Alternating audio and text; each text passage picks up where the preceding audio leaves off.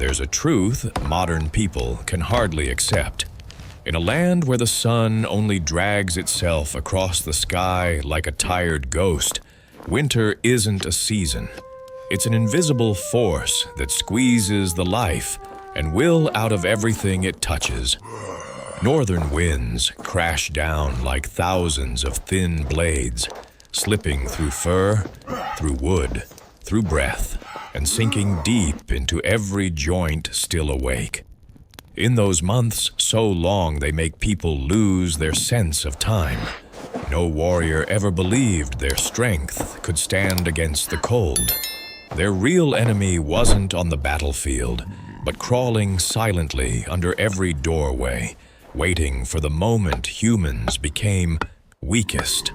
And on that very first evening, when the light faded like a warning, the entire longhouse had to turn itself into a fortress.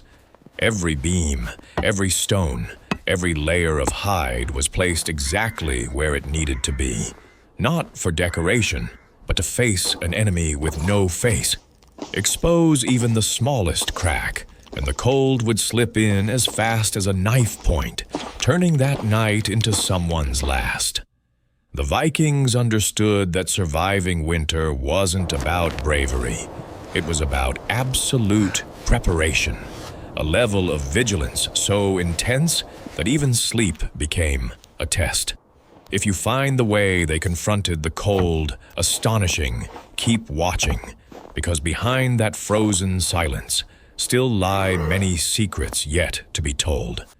The moment the first layers of ice began swallowing the ground, the Vikings knew the most crucial time had arrived, digging the Garganta de Fuego, a silent tunnel running beneath the house, where the warmth from the hearth would be guided like a hidden lifeline. In the darkness, thick with the smell of damp soil, they bent low with each strike of the shovel, exposing black earth soaked with the scent of rotting roots and cold iron. Every cut wasn't just labor.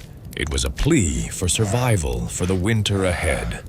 When the tunnel was complete, they coated it with a mixture of clay, straw, and ash, a kind of artificial skin that could hold fire without letting smoke betray its owners. Flat sea stones were placed on top, ready to drink in the heat and send it back into the floor when the coldest nights came crashing in. When the main hearth roared with its deep growl, the warmth crawled through the ground, sliding beneath every plank, making the whole floor glow with the gentle breath of some tame creature.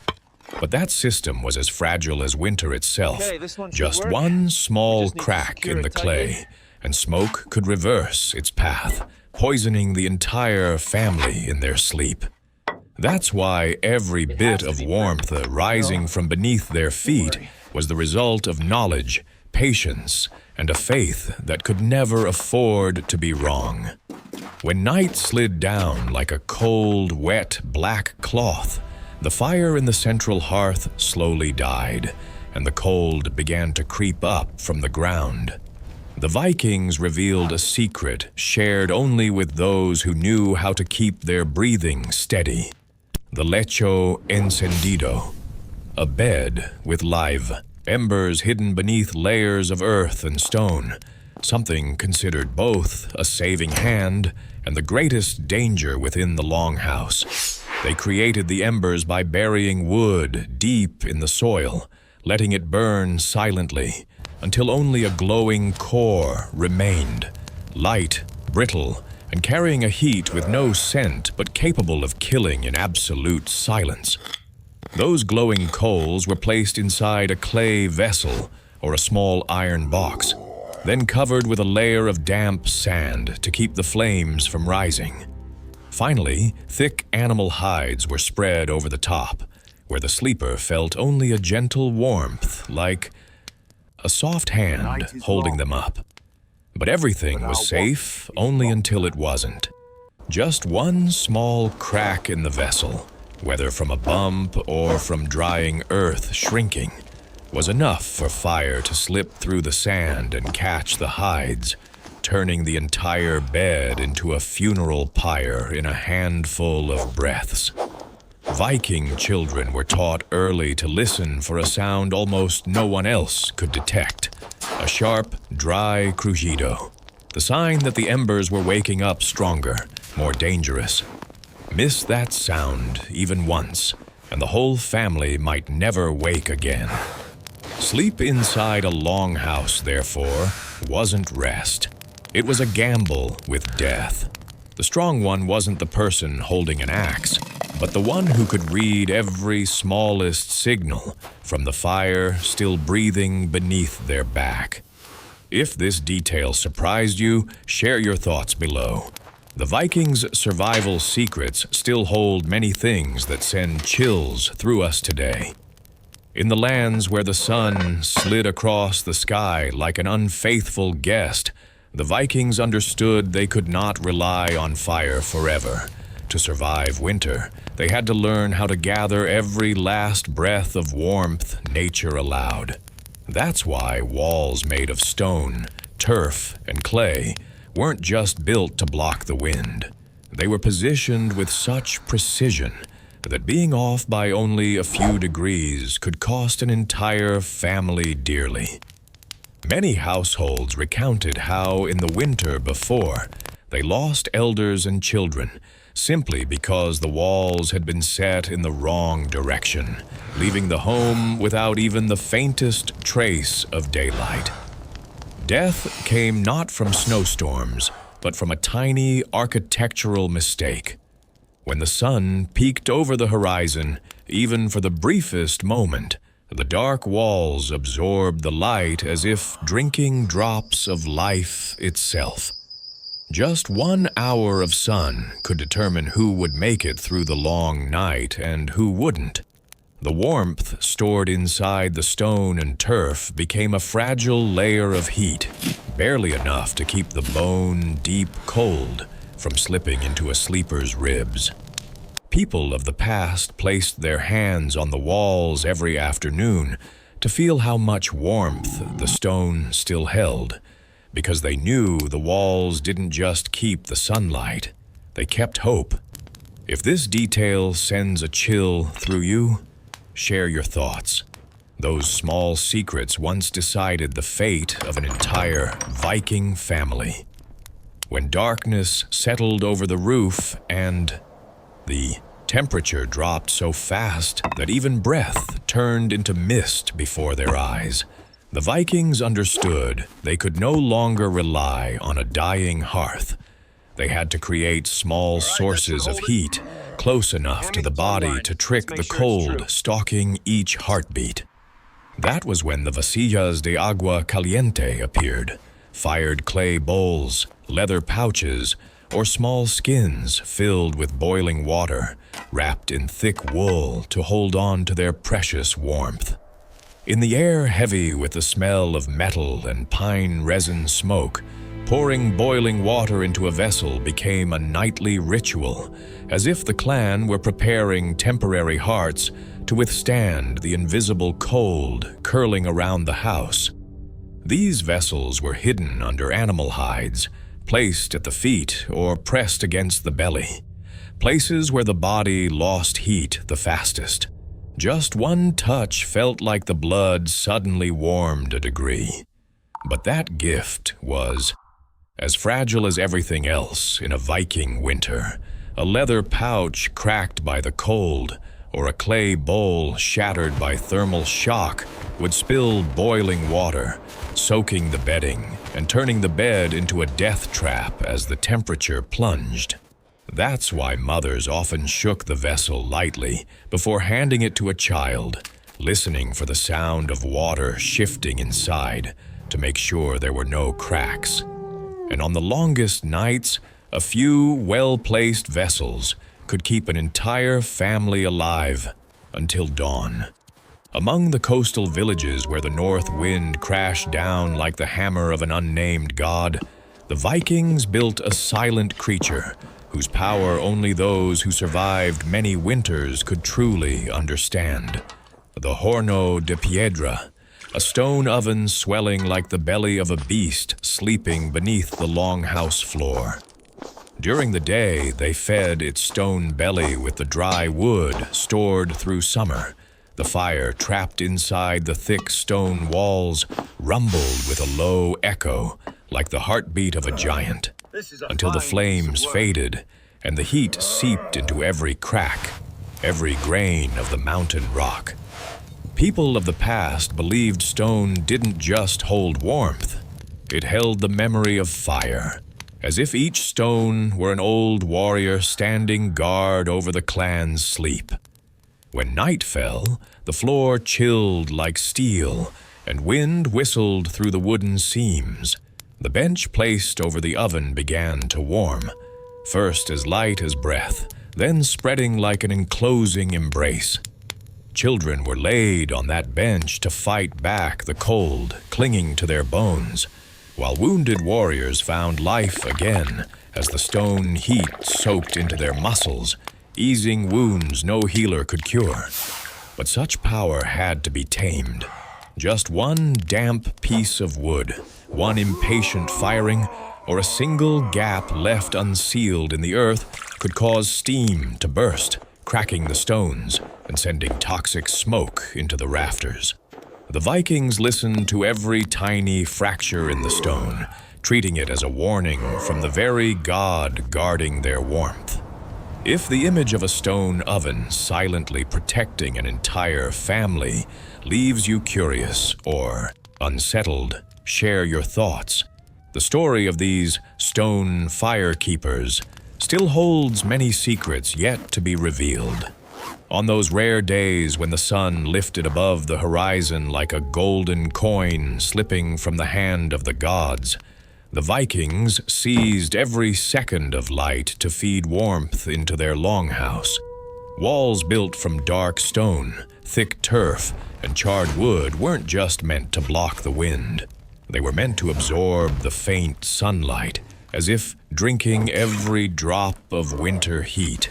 But their real power didn't lie only in keeping warm. People of the past knew that a wall facing the right direction could save a family, while a wall facing the wrong one could push children into nights thick with cold and smoke. There were stories passed down about a home that, simply because it faced the sun incorrectly, received almost no warmth throughout the entire winter. The children had to sleep in the dark corner where smoke gathered, shivering from the cold and blinking through the sting of rising fumes, and many never lived to see spring. But in wiser homes, the dark turf served another purpose. It held the scent of soil and damp smoke, masking the human smell and making it harder for predators to sense life inside. On the longest nights, when wolves followed the wind searching for the warmth of prey, it was the deep earth smell of the walls that misled them. Because of that, those sun-drinking walls didn't just keep heat, they held on to the very chance of survival for an entire Viking generation. When the cold swept through the longhouse like a ghost without footsteps, the Vikings crawled into thick wooden coffer beds, sealed boxes made from rough planks, packed with damp moss, leaving only a narrow slit for breath to escape. Inside, body heat gathered, clinging to the animal hides and turning that pitch-dark space into the only refuge when the night wind tried to steal every last drop of warmth. But that safety always came with a fear. Only those who had lived inside a coffer understood. Close it too tightly for even a heartbeat, and the oxygen thinned. There were children who nearly suffocated, pulled out with purple faces just because the firekeeper had fallen asleep. The wood swelled with heat, then shrank with cold, creating dry, cracking sounds in the dark.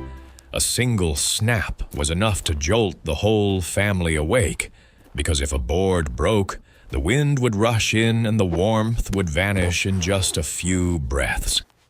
In that suffocating darkness, The Vikings couldn't see each other, couldn't see the fire, only heard their own heartbeats reminding them they were still alive. The coffer bed, therefore, didn't just hold warmth. It held the fragile thread of life itself in a brutal winter. Inside the Viking longhouse, where the cold slipped in like a thief stalking every breath, animal hide curtains weren't decorations. They were the final border between life and death.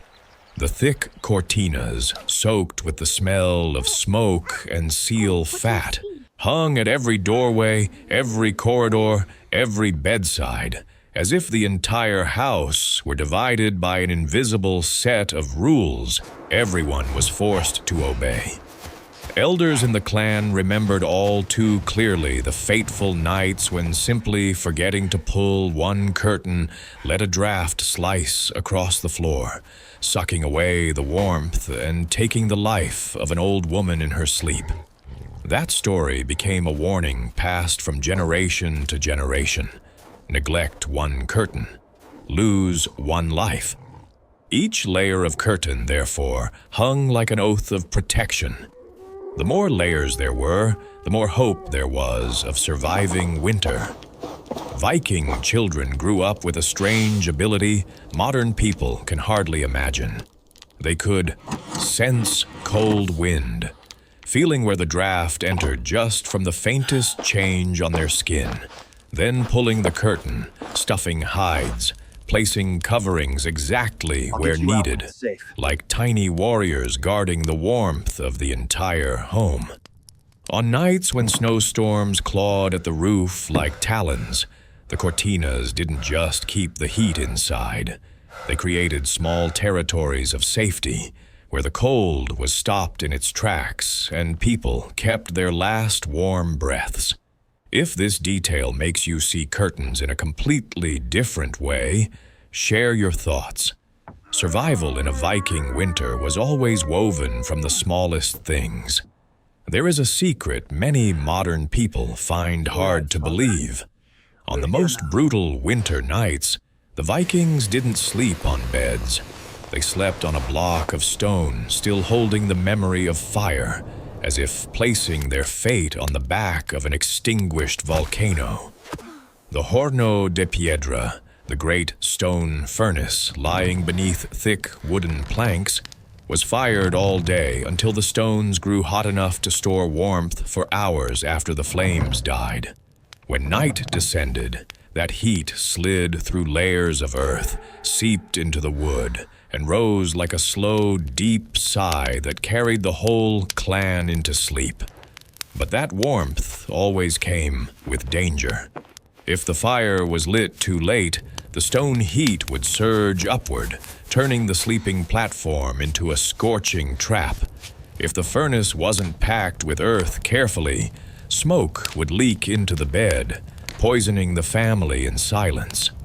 The Vikings developed ears trained to hear the faint crack of stone, the whisper of trapped steam, and those small warnings only people living inside winter's darkness could sense. Beneath thick animal hides, children and elders lay close together to share the faint, glowing heat of the stones, as if the whole family were being held in the arms of an invisible god beneath their feet. Yet it was precisely this fragility that made the technique such a remarkable legacy. Without modern tools, they still learned how to turn mountain rock into a weapon against freezing death. And if this wisdom leaves you in awe, share your thoughts below. Don't forget to follow so you don't miss the other secrets of how our ancestors survived when winter tested every breath human beings had.